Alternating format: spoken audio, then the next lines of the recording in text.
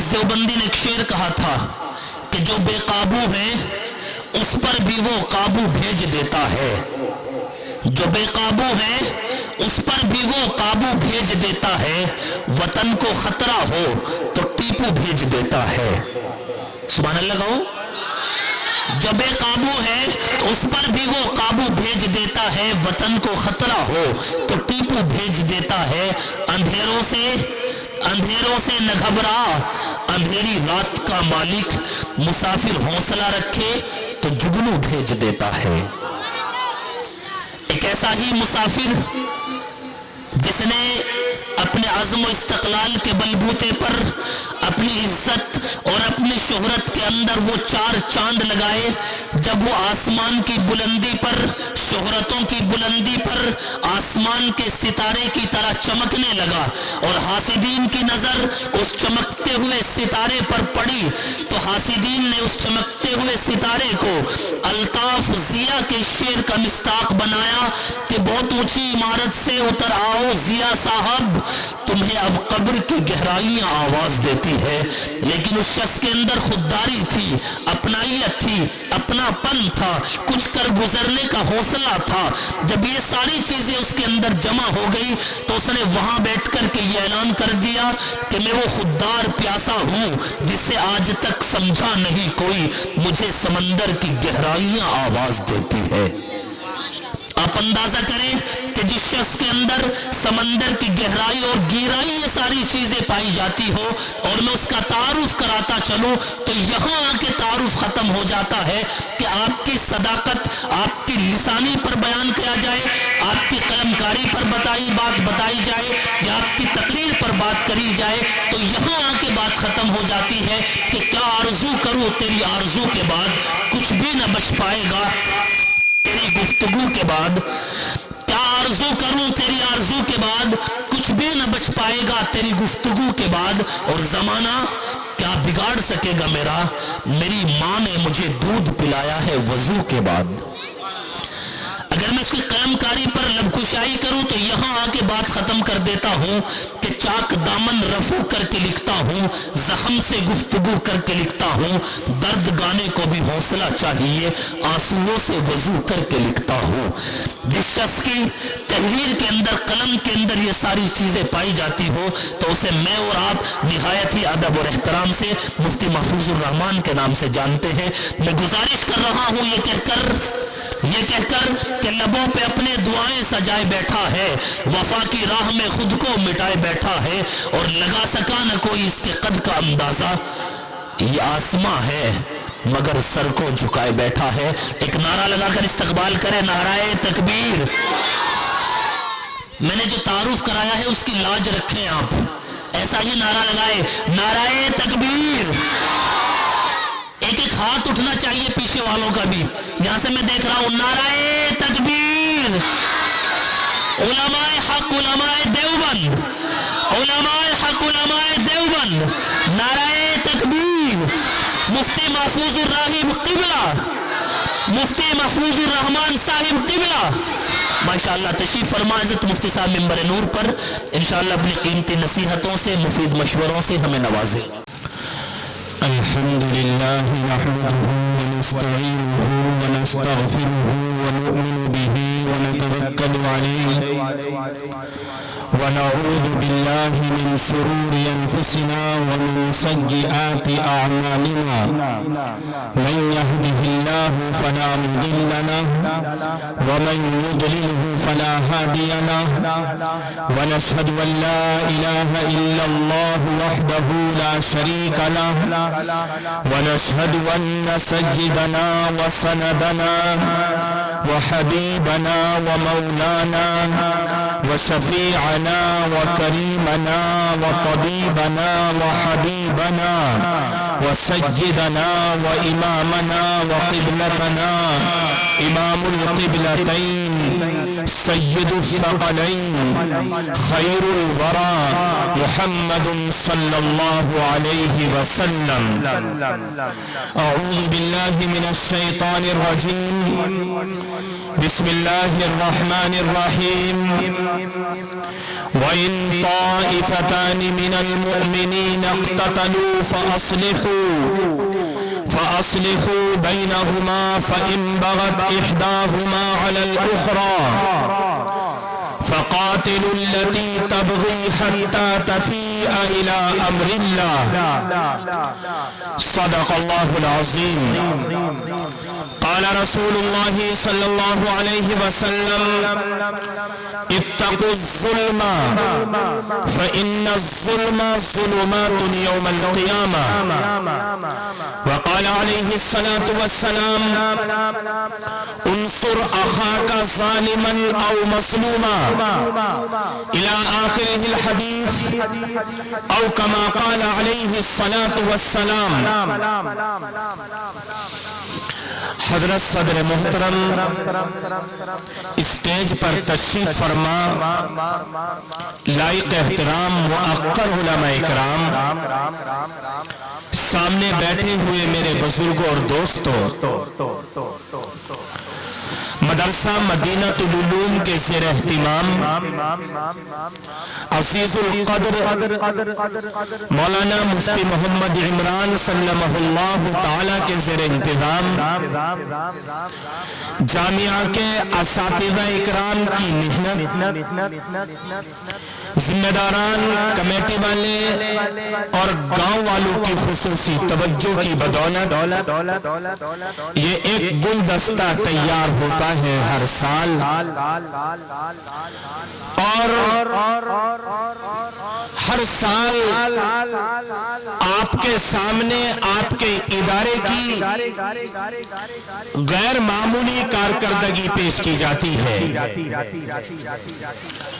تمہیدی طور پر یہ بھی ذکر کرنا ضروری ہے کہ کوئی بھی ادارہ، کوئی بھی مدرسہ، کوئی بھی ایسی دینی درسگاہ جس میں بیٹھ کر اور جس میں بٹھا کر قوم کا مستقبل سنوارنے کے لیے ایک ایسی کھیپ اور ایک ایسی جماعت تیار کی جاتی ہے، جس جماعت کے سلسلے میں، جس جماعت کے بارے میں مجھے یہ بات کہنے میں نہ تو ذرہ برابر تکلف ہے، نہ تأمل ہے، نہ ہچکچاہٹ ہے،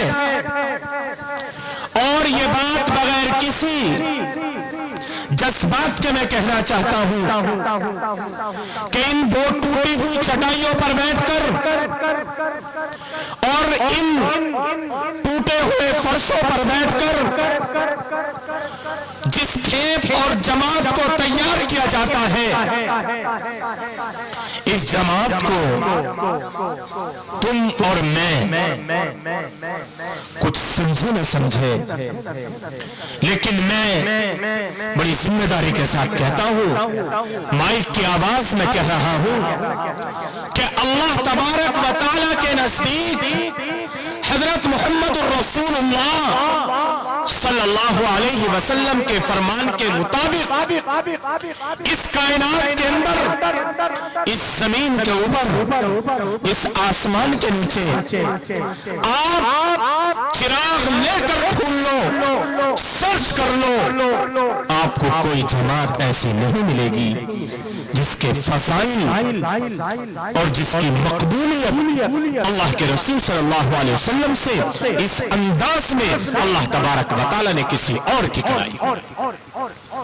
یہ وہ عزیز طلبہ ہے، یہ عزیز بچے ہیں، یہ وہ معصوم ہونہار طلبہ ہے کہ ایک بچہ اپنے گھر سے اپنے ہاتھ میں پارا لیتا ہے، قاعدہ کا ٹکڑا پکڑتا ہے، ایک پنے والا قاعدہ لے کر وہ اپنے گھر سے نکلتا ہے، اس کی ماں اس کا منہ نہیں دھلتی، اس کی بہن اس کے کپڑے نہیں بدلتی اور وہ اپنا منہ دھلے بغیر وہ ایک ہاتھ میں کاغذ کا ایک صفحے کا ایک قاعدہ لے کر وہ گھر سے نکلتا ہے. آپ کو معلوم ہے کہ وہ چاہے مزدور کا بچہ ہو, چاہے وہ حاکم اور تاجر کا بچہ ہو, چاہے وہ کسی کا بھی بچہ ہو, لیکن اللہ کے رسول صلی اللہ علیہ وسلم نے ارشاد فرمایا کہ وہ بچہ اپنے گھر سے نکلتا ہے. اور گھر سے نکلنے کے بعد آپ کو معلوم نہیں ہے, آقا علیہ الصلوۃ والتسلیم فرماتے ہیں کہ جب وہ بچہ اپنے گھر سے نکلا تو اس کے لیے اللہ تبارک و تعالیٰ کے حکم سے فرشتے اپنے پر بچھا دیتے ہیں. اور یہ تک بات نہیں بنتی, فرمایا یستغفروا لطالب العلم, اس بچے کے لیے جو بچہ قاعدہ لے کر چلا ہے اس کے لیے تمام چرند پرند ہر مخلوق جو ما فی الارض, ماں کا لفظ استعمال ہوا جس کے اندر سب آ جاتے ہیں, ما فی الارض جو کچھ زمین میں ہے وہ سب اس کے لیے دعائیں مغفرت کرتے ہیں. اللہ کے رسول صلی اللہ علیہ وسلم نے آگے فرمایا حتیٰ کہ چیونٹیاں جس کو کیڑی بولتے ہیں وہ اپنے بلوں میں اور مچھلی سمندر میں اس کے لیے دعائیں مغفرت کرتے ہیں.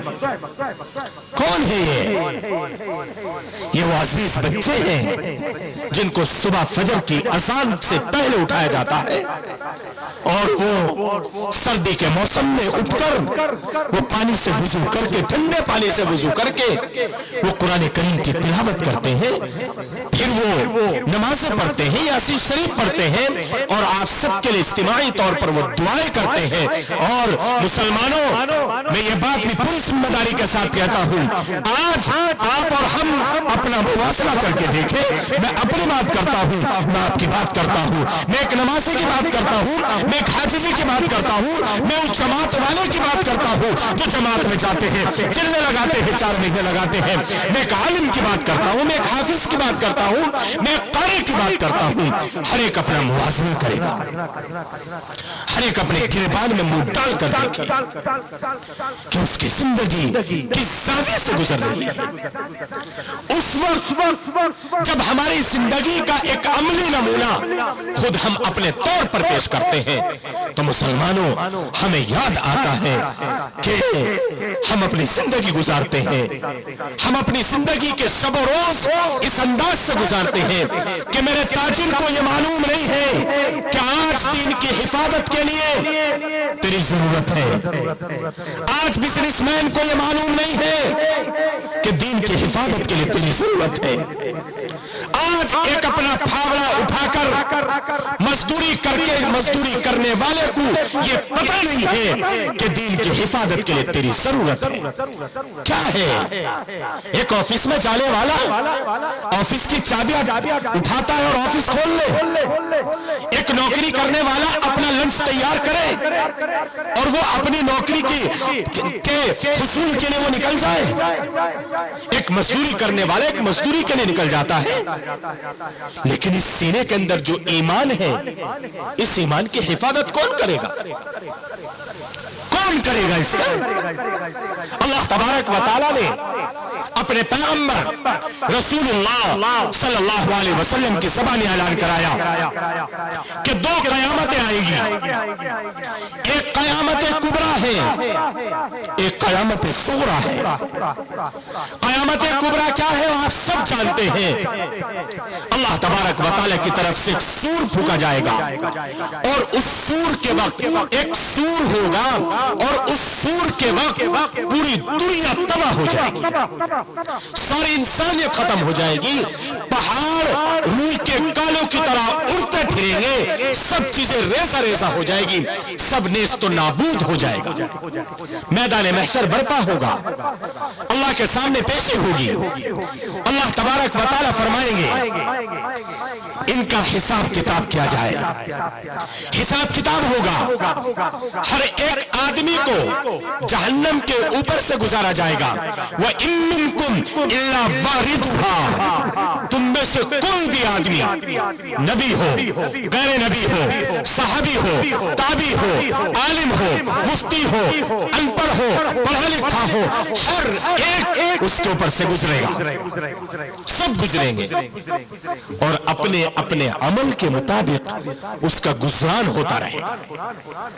یہ قیامت کبریٰ ہے, آپ سب جانتے ہیں, علماء سے سنتے ہیں, لیکن ایک قیامت صغریٰ ہے, اور وہ قیامت صغریٰ قیامت کبریٰ کے لیے پل کا کام کرتا ہے. میں نے آیت دوسری پڑھی تھی, حدیث دوسری پڑھی ہے, لیکن یہ مضمون آ گیا بالکل ابھی. قیامت صغریٰ قیامت کبریٰ کے لیے پل کی حیثیت رکھتا ہے.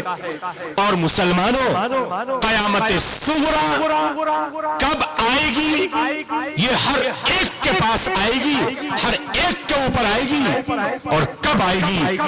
اللہ تبارک و تعالی نے قرآن میں فرمایا کہ اس کا کوئی وقت مقرر نہیں ہے انسان کے اعتبار سے, اللہ نے اس کا وقت مقرر فرما رکھا ہے. الی اجل مسمی, ایک مقرر وقت ہے. کتنا مقرر وقت ہے؟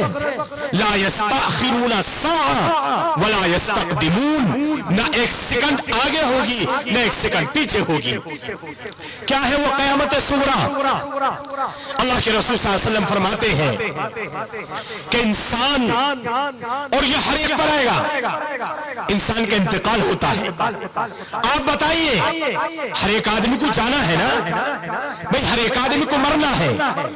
تو جب مرے گا, اللہ کے رسول صلی اللہ علیہ وسلم نے ارشاد فرمایا کہ اس کا انتقال ہوگا تو ایک قیامت واقع ہوگی. اور جب یہ قبر میں رکھا جائے گا, اور قبر میں ہر ایک آدمی کو جانا ہے. اچھا, آپ سمجھیں گے کہ بہت سے لوگوں کو دیکھا گیا کہ ان کو مٹی نصیب نہیں ہوتی, بھلے نصیب نہ ہو, لیکن سوال ہر ایک سے ہوگا. بس یہ 3 سوال سمجھ لیں. میں نے قرآن کریم کی آیت پڑھی تھی, اس آیت کی مختصر سی تشریح کرتا ہوں.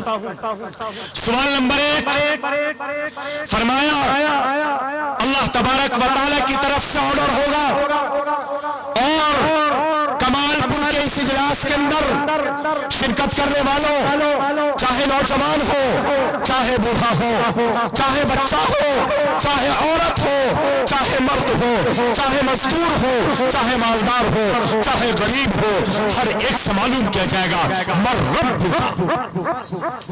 تمہارا رب کون ہے, رب کون ہے. وہ آدمی وآثر الحیات الدنیا, جس نے دنیا کو اپنا مشن بنایا ہے, جس نے دنیا کو اپنی کھیتی بنا لیا, جس نے دنیا کو اپنا عملی نمونہ بنا لیا, جس نے دنیا کے لیے اپنی آخرت کو مغلوب کر دیا اور دنیا کو غالب کر کے رکھا, وہ اللہ کے سامنے, اللہ کے اس سائل کے سامنے یہ جواب نہیں دے گا کہ میرا رب اللہ ہے. اور کیا جواب دے گا؟ بس وہ ہائے ہائے کنارے لگائے. اور اگر دیندار ہوگا تو وہ کہے گا ربی اللہ, میرا رب اللہ ہے. مسلمانوں, کیا میں بھی, غور سمجھ لیجئے, تھوڑا سا دیکھ لیجئے, گاڑی والے آ جائیں گے ہی. آپ ذرا بتائیں, گریبان میں وہاں منہ ڈال کر بتائیں. سوچو مسلمانوں, نوجوانوں, بوڑھو, کیا میں نے ایسی تیاری کر رکھی ہے کہ میں اللہ کے سامنے کہوں گا, اس سائل کے سامنے کہوں گا میرا رب اللہ ہے. ایک بوڑھے سے معلوم کرنا چاہتے ہیں کہ تمہاری زندگی کے اندر بہت سارے حالات آئے ہیں, کیا تم نے اپنی زندگی میں اللہ تبارک و تعالی کے حقوق ادا کیے؟ کیا تم نے اپنی زندگی کے اندر اپنی اولاد کے, اپنے ماں باپ کے, اپنے بھائیوں کے, اپنے بہنوں کے اور اپنے پڑوسیوں کے حقوق ادا کیے ہیں؟ ایک بوڑھے کی زندگی کا آپریشن کرے، اس کی زندگی کے اندر اس نے اپنے باپ کی نافرمانی کی، اس نے اپنی اولاد کی کے درمیان میں حق تلفی کی ہے، اس نے اپنے پڑوسوں کو ستایا، اس نے اپنی بیوی پر ظلم کیا، اس نے اپنے بھائیوں پر ظلم کیا، تو کیا یہ آدمی اللہ کے سامنے جواب دے سکتا ہے کہ میرا رب اللہ ہے؟ وہ نوجوان جس نے اپنی جوانی کے اندر اللہ تبارک و تعالیٰ کے دروازے کو نہیں کھٹکھٹایا، اس سے کہا گیا نماز پڑھنی ہے، اس سے کہا گیا اللہ کی عبادت کرنی ہے، روزے رکھنے ہیں، اس نوجوان نے روزے نہیں رکھے، نماز نہیں پڑھی، موبائل کا غلط یوز کیا، غلط استعمال کیا، اور تو اور پہلے ڈر لگتا ہوگا، اب تو کسی بھی عالم کو اس کرسی پر بیٹھ کر کہنے میں ذرہ برابر ڈر نہیں لگتا کہ شراب پی جاتی ہے، نشہ کیا جاتا ہے۔ ایک مسلمان کے بارے میں اللہ کی قسم، یعنی میں اپنی بات کہہ رہا ہوں بالکل، اب تو کہنے میں کوئی تکلف بھی نہیں ہوتا۔ کیوں؟ صبح سے شام تک نہ جانے کتنے لوگوں کے فون آتے ہیں کہ فلاں آدمی نے شراب کے نشے میں طلاق دے دی، تو اس لیے رچ بس گیا ہے کہ نوجوان تیرے ہاتھ میں اگر شراب کا جام ہے، تیرے ہاتھ میں اگر بیئر کا جام ہے، تیرے ہاتھوں میں اگر افیم اور گانجے کی پڑیے ہیں، تیرے ہاتھوں میں اگر ٹیبلیٹ ہے، تیری ناسوں میں اور رگوں میں لگنے والا نشے کا انجیکشن ہے، تو اللہ کے فرشتے کے سامنے یہ جواب نہیں دے سکتا کہ میرا رب اللہ، میرا رب اللہ ہے۔ اس کے لیے تو آپ کو جواب دینے کے لیے تیاری کرنی پڑے گی۔ آج ایک نوجوان سے کہتے ہیں کہ میرے دوست، میرے بھائی، نمازیں پڑھنے لگو، شراب چھوڑ دو۔ نوجوان کہتا ہے ارے میاں یہی تو وقت ہے مزے کے، آپ نے دیکھا سوشل میڈیا کا زمانہ ہے، دو لڑکوں کا ایکسیڈنٹ ہوا عید والے دن اور فوراً انتقال ہو گیا، اور سچ کے مطابق 18 سے یعنی 15 سال سے لے کر 25 سال تک ایک سال میں اس عمر کے تقریباً 50,000 لڑکے ایک سال کے اندر دنیا سے رخصت ہوتے ہیں۔ دوسرا سوال ہوگا ماں دینوں کا، آپ کا دین کیا تھا؟ میرا نوجوان دوست، میرے ابا، میرے بزرگ، اگر اس دین کی اتباع کی ہوگی تو کہہ سکتا ہے کہ میرا دین دین اسلام تھا، اور اگر اس دین کے تقاضوں پر عمل نہیں کیا تو پھر ہائے ہائے کے علاوہ کچھ نہیں ہو سکتا۔ تیسرا سوال ہوگا، یہ قیامت صغریٰ ہے، تیسرا سوال ہوگا کہ نبی کے بارے میں تیرا کیا عقیدہ ہے؟ بات نبی کی آئی ہے، آپ کو معلوم ہے نبی کیا ہے؟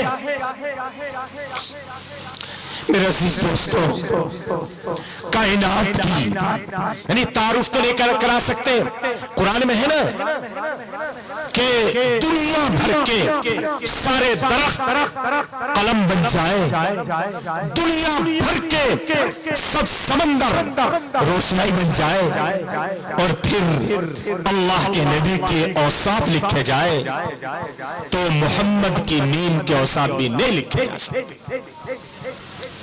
تو اس لیے ان کا اوصاف تو نہیں بیان کیے جا سکتے، لیکن حضرت نبی کریم صلی اللہ علیہ وسلم کے بارے میں سوال ہوگا، کیا جواب دیا جائے گا؟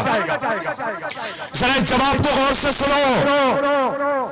میں یہ کہنا چاہتا ہوں کمال پور کے رہنے والوں کہ یہ مدرسے چلتے رہیں گے انشاءاللہ، مسجدیں بھی آباد ہوتی رہیں گی، لیکن ہر ایک انسان دنیا سے رخصت ہوتا چلا جائے گا، لیکن اس کو قیامت صغریٰ کا جو 3 سوالوں کے جواب دینے ہیں، اس میں تیسرا سوال ہے حضرت محمد رسول اللہ صلی اللہ علیہ وسلم کے بارے میں کیا عقیدہ ہے؟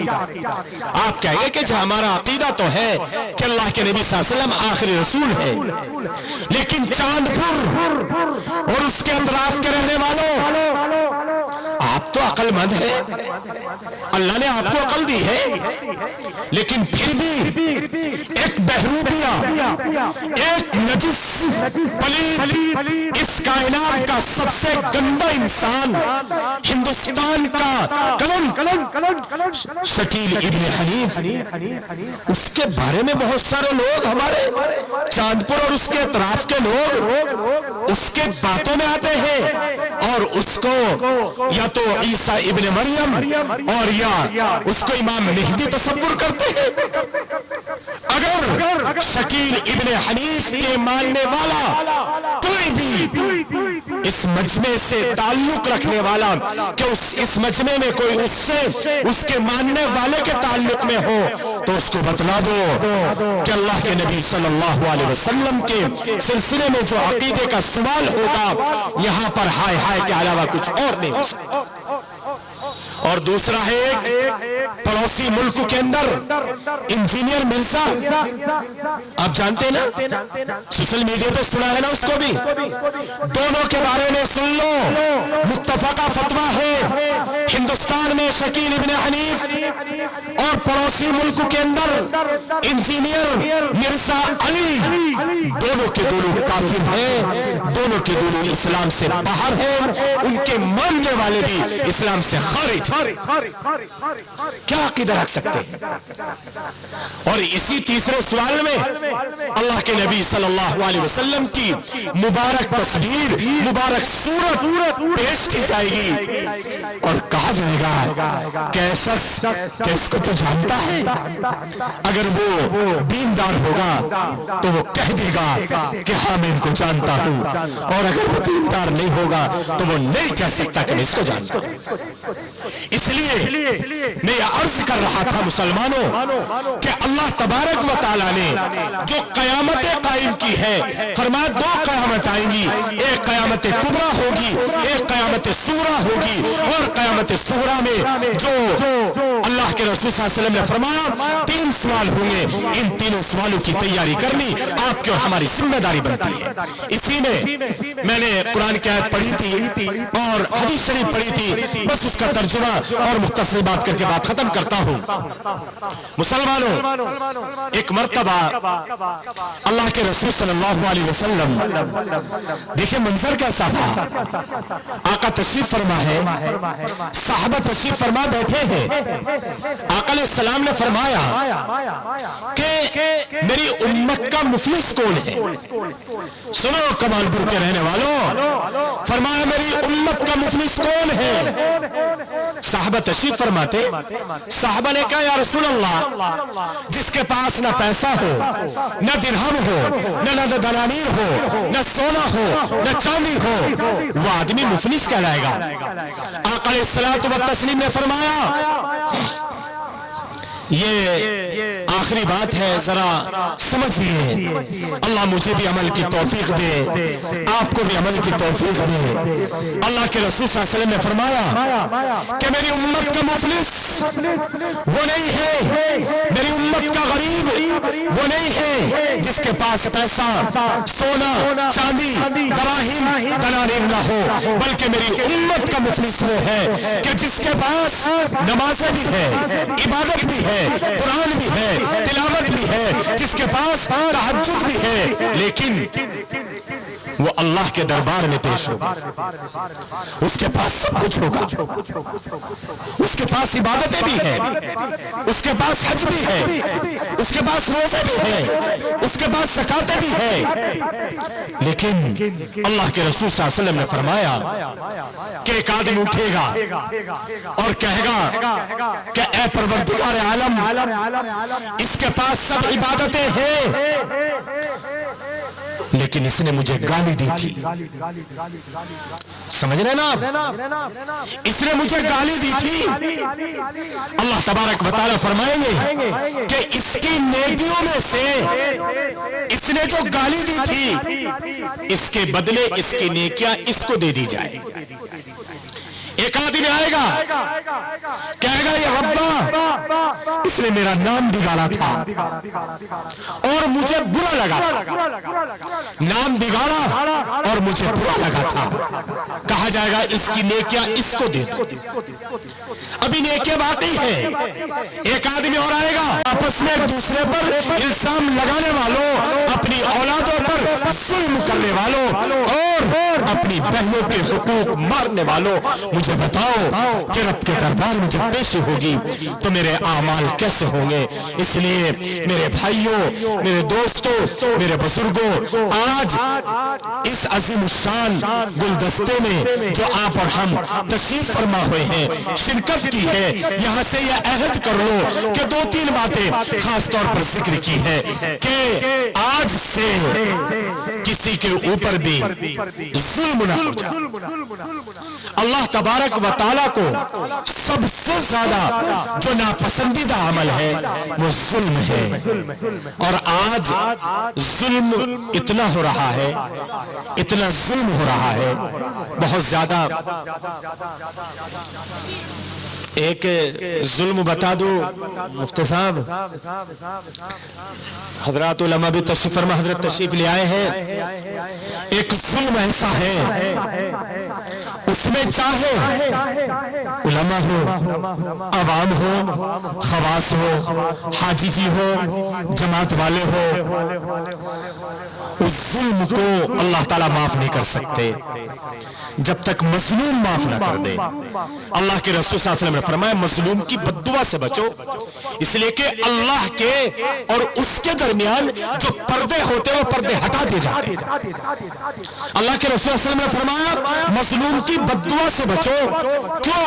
इसलिए कि जुल्म का बदला अल्लाह का हक है और अल्लाह ताला अपना हक अदा कर देते हैं।